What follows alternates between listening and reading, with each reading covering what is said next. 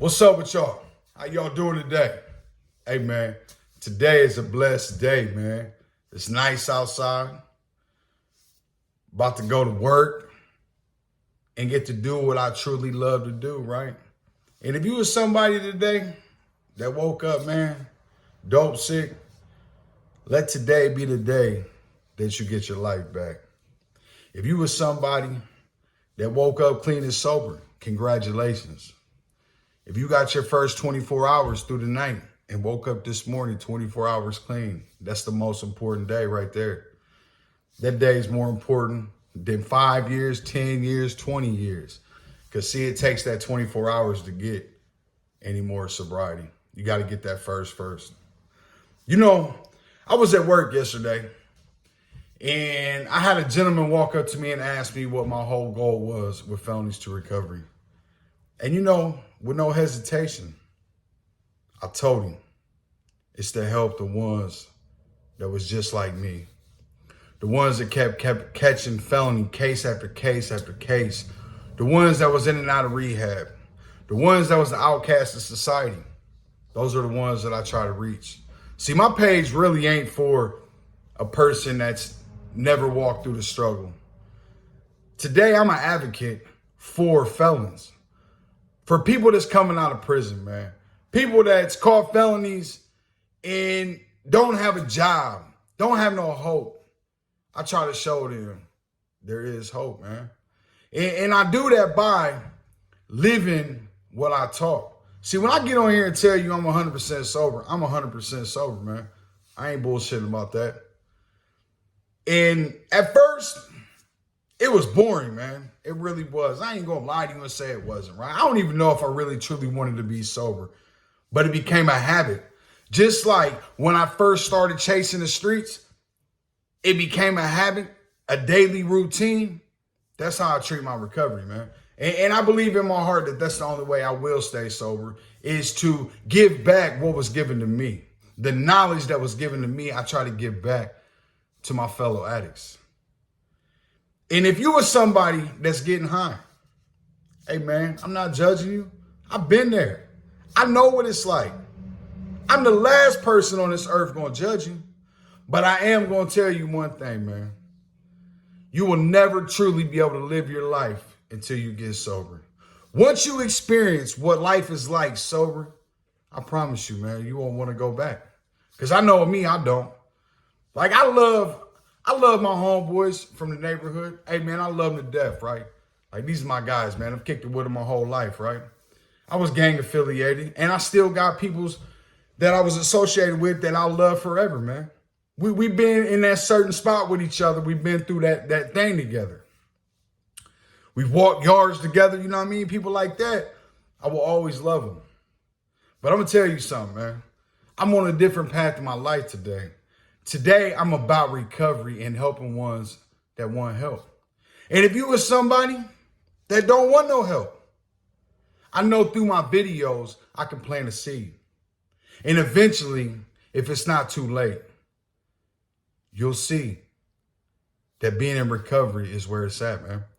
Not every single day, like I've said before in videos, not every single day is a good day in recovery, man. It's really not, man. There's days I wake up, I'm like, damn, man, I don't even want to do this, right?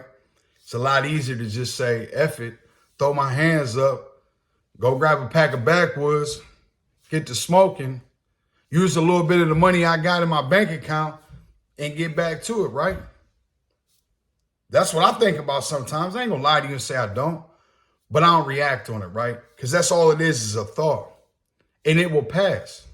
Just like a craving, when you have a craving. You wait a minute and it will pass. But if you dwell into it and keep thinking about it, it's going to happen. That's why I treat my recovery like that. I think about it. I dwell in my recovery, right? And I seem to stay sober. Like, I work in a detox center. Hey, man, 5 years ago, if you would have told me that I'd be working at Allendale Treatment in Auburn, Indiana, I'd have told you was a liar. If you would have told me I would have made a page called Felonies to Recovery, I'd have told you you was a liar, right? Because, see, I didn't have the faith in myself to do that. because of addiction, right? I was so used to every time something good happened, I messed it up because I didn't know how to embrace the good in my life, right? Because in my mind, every time something good came to me, something bad, 10 times worse, came right behind it. So even when I got sober and I got to work in, I paid off my license, started paying my child support up, right? And that's something, since I've been out of prison, I ain't missed a child support payment.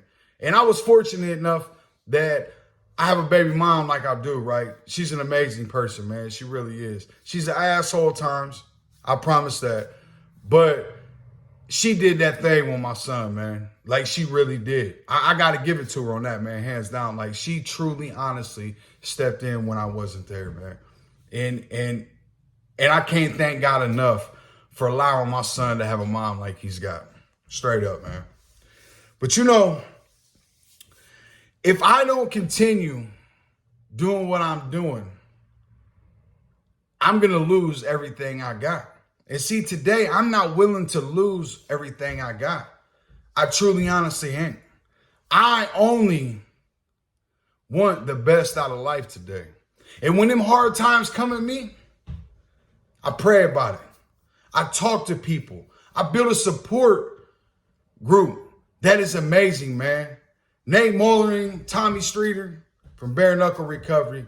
Hey, man, them two dudes is a godsend in my life, man. And this is no shit, man. I would have never, ever thought that I would be linked up with the people that I'm linked up with today, man. And when I have a bad day, man, their door is always open at work, man. Like, straight up. We talk on the phone. I've been on their podcast, Bare Knuckle Recovery, which is getting ready to get released. So everybody will be able to hear my story, right? In a more detailed thing where it's a little bit longer, right? But you know, if I was to give up, I would lose the relationship with my son. I would lose my house, my wife. I would lose everything. My grandson, man. See, my grandson will never know that part of me, ever. If anybody ever talks about what I did in my past to my grandson, he's going to look at him like they're crazy, right? Because he ain't never going to know that part of me. And that's something I stand on today, man. I love that. Because I take pride in being a good person today, man. And like I said, man, not every day is a good day. But I promise you, my worst day in recovery is 100 times better than my best day in addiction. And you know, selling drugs, women, using drugs, the streets, that's what attracted me. I grew up not having much of nothing, man. I was like that last person to get picked playing kickball. I was last in everything, man. So when I started getting a little bit older, and I realized then that if I check a bag, I'm good. I have it. No problems. But you know, when I started checking a bag, I started getting high. And once my addiction took over on me, I was screwed, man. There was nothing I could do.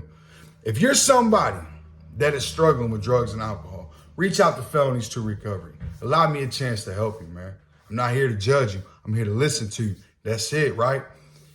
If you need a treatment center and you need to get in detox, reach out to Bare Knuckle Recovery. Allow them a chance to really help you because, see, they got the resources. They can actually put you in a place and help you out. I love you guys. Stay sober.